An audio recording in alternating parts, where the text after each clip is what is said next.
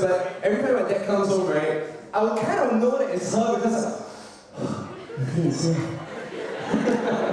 so I remember that every day I'll look forward to a letter and I'll open a letter, I'll read many times, I'll smell the letter, and come on, all guys do that, okay? The reason why guys like girls a lot is because girls smell better than guys. You don't realize that? I have a theory that I have no idea why girls smell good. So one time in JC, the guys actually waited for the girls to come out of the toilet after PE. I don't see. And they were all perspiring, it's not like they're not perspiring. But we realized that, my God, even when girls perspire, they still smell good. And so that was when we realized that it was the sweat that made them smell so good. So I was like, all the crazy things that we do. So anyway, back to Evelyn, right? So one day, I decided, in my head, I was imagining, oh my God, Evelyn is like so beautiful, and she has the best handwriting, and she smells good. I was like, what do you expect out of a girl? So I decided to pluck up my courage to ask her out for a meal. So it was my first date, 14 years old. So, yeah, don't go, you're primary 6 already go on a date already, come on, yeah. Alright, so anyway, I met her, I was so excited. After 6 months of writing, I finally meet for the first time. And I tell you, that was when I met her for the first time, that was when I realized that God is fair.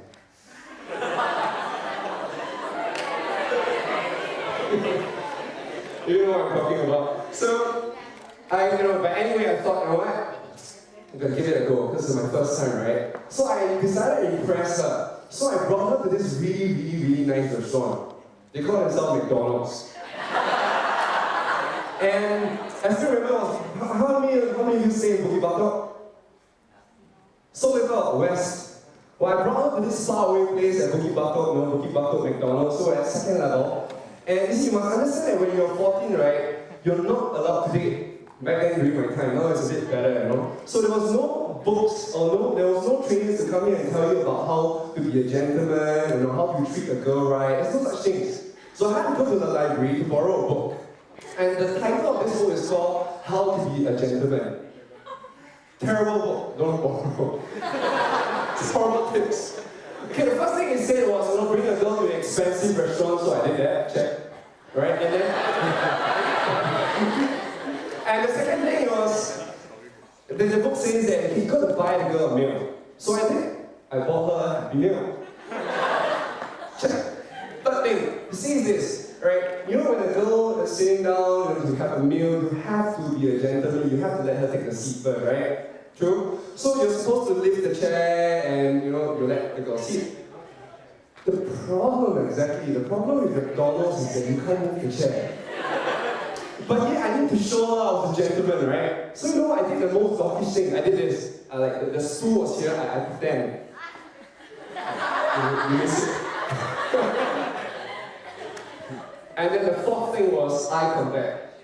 It says that, and you learn that in business presentation, you got to give eye contact. The problem was back then I was a bit taller, and so imagine that this is Evelyn, I can find my picture. This is Evelyn. I had to do this, I have to sit like this, so that I'm seeing eye level to her. So you can imagine this doggish guy trying to do that while having a meal with her. So it was really, really, really, really awkward. So I thought, never mind, And in the book it says that you've got to make the girl feel comfortable. Very important thing, yeah? So I decided to open the conversation with a question. So I asked Evelyn, how's her day? Is it a good question to ask? Ladies? Fair enough? No?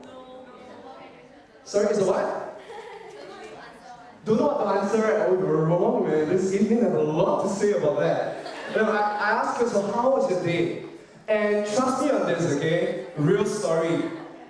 She was sitting on the chair and she waited for a very long time to think of an answer.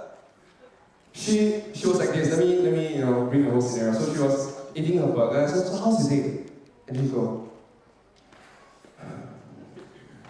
And she put down her hamburger, she took a sip of the Coke.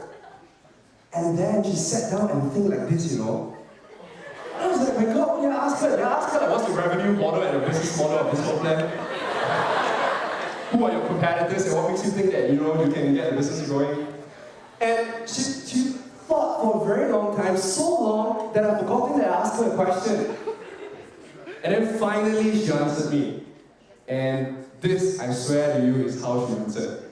She goes, "My name is Evelyn. I went to the market to buy food." That's all. I kind of speed it up for you already. She was doing much slower. She went, "I went to the market to buy gin, Johan, and then I went home. After I go home, I decided to study." And I should just go on like that. Can you imagine I ask her, "How's your life?" She waited forever. And so, the conversation went on like that for a long time. And by then, we attracted a crowd around us already. And you know how Singaporeans are like, they're very okay, what? Yeah, you know it, right? It's like, you know, in the train station when you quarrel, when a couple quarrel, what do? Exactly, you are very considerate, you keep quiet so that you can listen. So I had this young student, right, who was listening to his iPod, and all of a sudden he quickly took off his iPod and started listening. And this auntie was on the phone and said, "Hey, I'm going back on this year's drama." And so everybody kept quiet just to listen to this couple quarrel. In fact, at one time, a friend of mine was supposed to meet me at Bugis, and he was late. And he called me. He said, "Hey, Karina, I could be late, okay?" I said, "Why are you be late?" He said, "You must understand, because there was a couple quarreling. And it's very important that I know what's happening." I said, "Why?" He said, "Because apparently the two of them are going to get married in 2 weeks' time. But the groom slept with the bridesmaid. And the bridesmaid is the best friend of the bride. So I need to know what's happening so that the marriage is going to still go on." And I go, "You know what? Yeah, please go find out." And so the conversation, and so he waited all the way from Bugis, all the way down to where? Tanah Merah. And then at the end of it, you know, the bride just slapped the guy's face and said, "You know what? The marriage is off." And she walked out. And then my friend felt so much better, and then he took the train back to Bugis. To tell us about the story. Alright, now I think this is funny. So, back in that scenario with Evelyn, it was like this. Everybody was looking at us. And so I thought, you know what, maybe I did it all wrong. You know, I should just throw the book aside, alright, let me do it the entrepreneur way. And that is, you know, let's just try something new, take some risks. So I say, you know what, maybe I did it all wrong, Evelyn, okay, so why not you ask me a question instead? And that apparently worked. Because the eyes lit up, she spoke faster, she said, "Oh, that would be great." And she said that in less than 2.7 seconds. And guess what happened? So she got excited, she wanted to ask me a question, and she went down to her handbag, and she took out an A4 size piece of paper. And on the A4 size piece of paper were questions. 42 of them, front back. And she was very considerate. She was like, "You know, we only have like 30 minutes to our movie, so let me start with question 26. Last Sunday you said you went out with this girl. Who is she?" So it became an interrogation or something. So as you can tell, when I was 14 years old with an experience like that, I stopped dating altogether. I thought, oh, dating was like that. But when I was looking at, or when I was judging you guys at your quick pin panel in the morning, I began to thought about Evelyn. And I started to ask myself that, imagine if Evelyn was not meeting me for the first time. If Evelyn has been meeting an investor for the first time, or a potential client who can, participate in her business, what kind of impression would Evelyn have left him or her? You see, what I realized is this: a lot of students who came to me after class, they say, "Hey, you know what, we all want to be entrepreneurs, it's so cool, it's the best job in the world." Yeah? But the question is, how do we become a successful entrepreneur? How many of you have that kind of question? How do you become a successful entrepreneur? Oh, don't raise your hands, okay? You guys are Singaporeans. Singaporeans don't raise hands. You guys raise any, right? So, it's like, how to become a successful entrepreneur. And the thing was, what I learned is this: a lot of us think that to be successful, you need opportunities. True, you need an opportunity like this, at